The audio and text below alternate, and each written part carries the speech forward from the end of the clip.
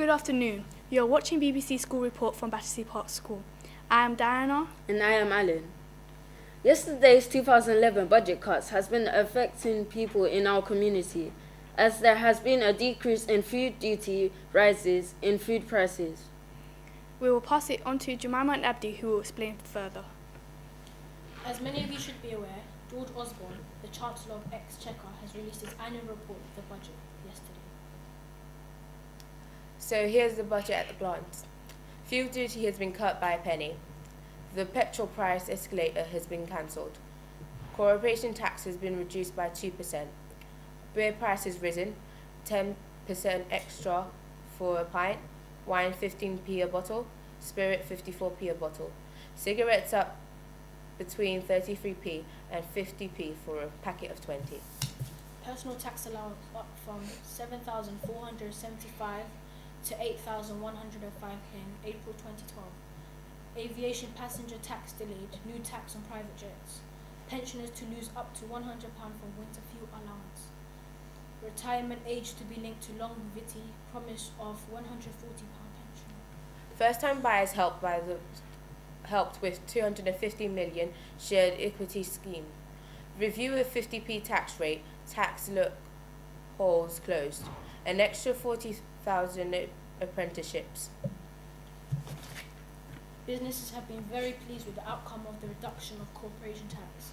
By 2014-2015, it has been said that the rate would be down for 23%, the lowest in the G7. And what I'm hoping that the budget will do is create jobs for the people who have been put out of work so recently.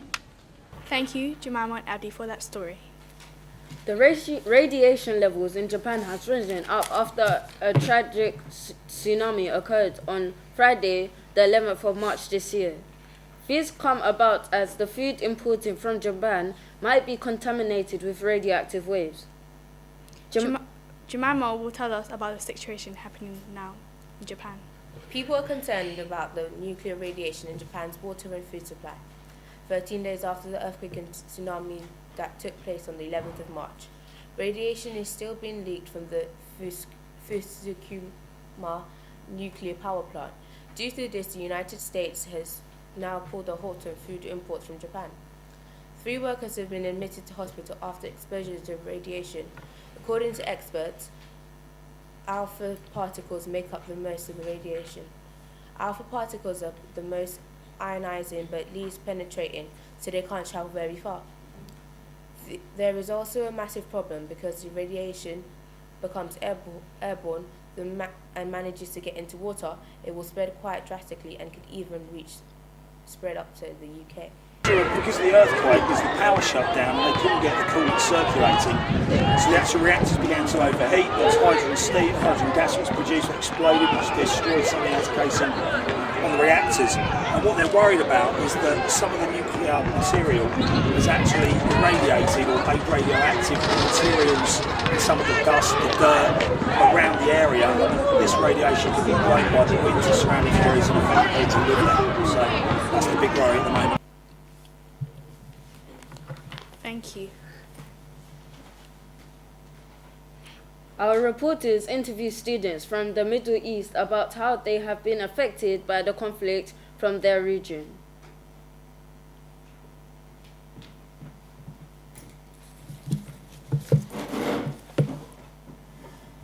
Today, after claims that Libyan Air Force has effectively been destroyed, I have been around the school asking students from the affected regions of Libya, Tunisia and Egypt about their opinions on the conflict and the effect it has on the countries in the Middle East.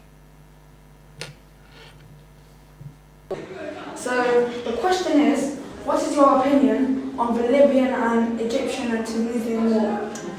Well, I think that it's really bad for the children because they won't be able to grow up in a good childhood and a good lifestyle.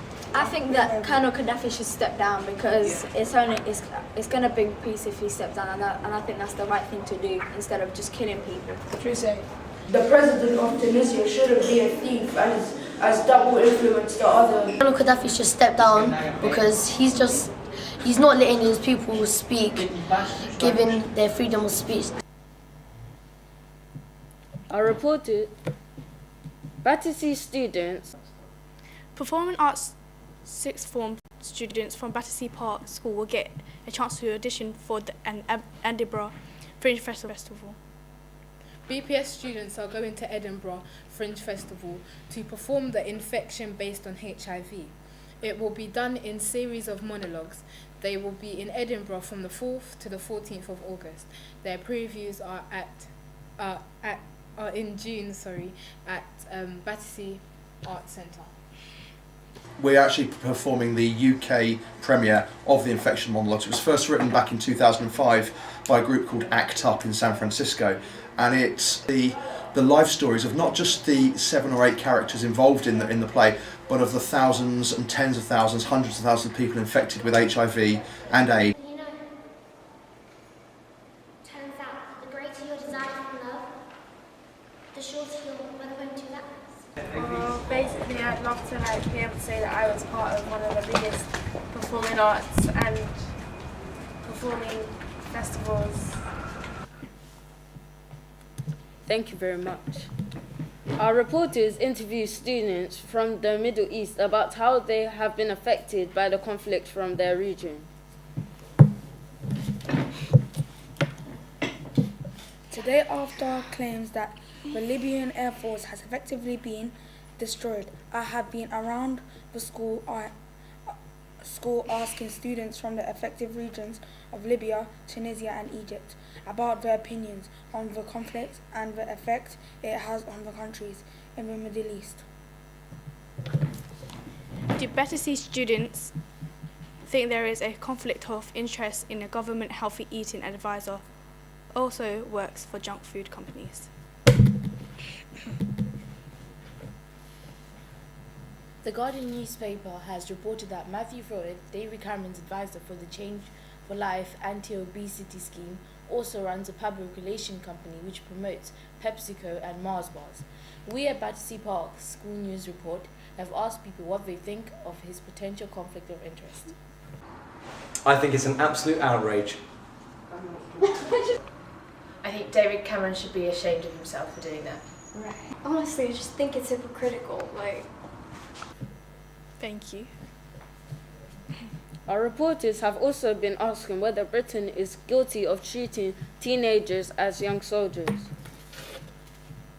The coalition to stop the use of child soldiers has claimed today that tens of millions of pounds are being wasted by the Ministry of Defence to get children to join the army forces. Many of the under-18 recruits do not actually join the army, and many who do are ending up in prison for being absent without leaving if they decide they want to quit. The Ministry of Defence has responded by saying it is rare for under-18 recruits to be refused from leaving if they really want to. The coalition wants the age of recruiting to be raised from 16 to 18. Thank you. Now here is the weather.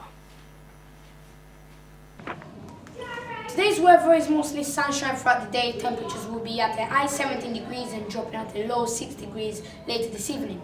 Tomorrow will be sunny but partly cloudy. Looking towards the weekend now, temperatures will be dropping from 12 to 10 degrees. Thank you for watching. Good evening.